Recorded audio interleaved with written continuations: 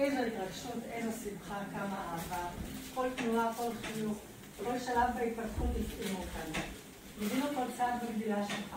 הגענו בנאמנות שבוע אחר שבוע כדי להיות איתך, לחוות אותך, ולצקת משמעות למעמדנו המכובד.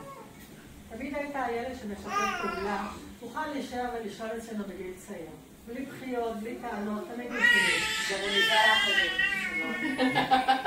לא הצלחנו לשחזר אותך. אני כבר, הייתי בת 54 כשנולד, אני רוצה להזכיר לכם, והיום אני לא רוצה להגיד לכם.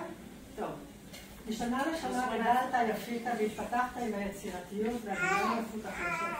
מומחה בלגו ובגילורי על. עוברת שלבי מערכת החינוך כאילו אין ודורש מאמץ, תמיד ברוח טובה, גם שהיה קל וגם שהיה פחות קל. והנה הגעת הלום, איש צעיר ב-12, בוגר תיכון, עם הפנים קדימה העתיד מלא משמעויות. אתה בפתחו של הגיוס לצה"ל, זו תקופה לא קלה, אבל אני סומכת על הרוח שלך ועל העמידות שלך, ויכולתך להקביל מצבים אחרים. כל אלה יעמדו לרשותך בזמן השירות הצבאי והחיים בכלל. החיים הבוגרים יצאו מאתגרים, מגיע הרגע שהחיים ובחירותינו מוטלות על כתפינו. אני מאחלת לך שתדע לבחור היטב, שתדע להציב לעצמך מטרות ראויות ולפעול בנחישות להשגתן. תזכור תמיד שמאחוריך ולצדך עומדת משפחה אוהבת ותומכת, שתמיד תהיה נכונה לתת לך עצה טובה ולעזור כשצריך. אני אוהבת אותך מאוד, ומשמיצה תמיד שאתה בא אליי לקבל ליטוף.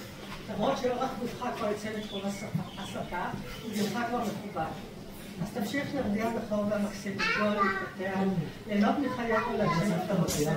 אוהבת מה?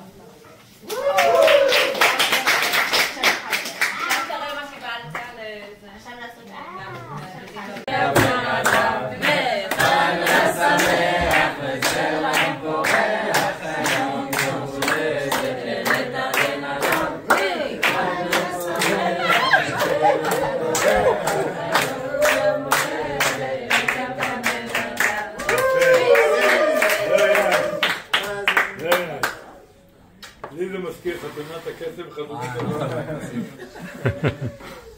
שתזכו לשנה הבאה עד 120 שנה.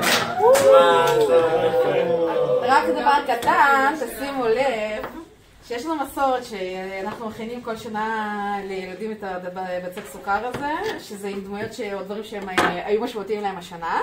אבל אצל נדב זה אוסף של ה-18 שנים. של כל העוגות שהיו.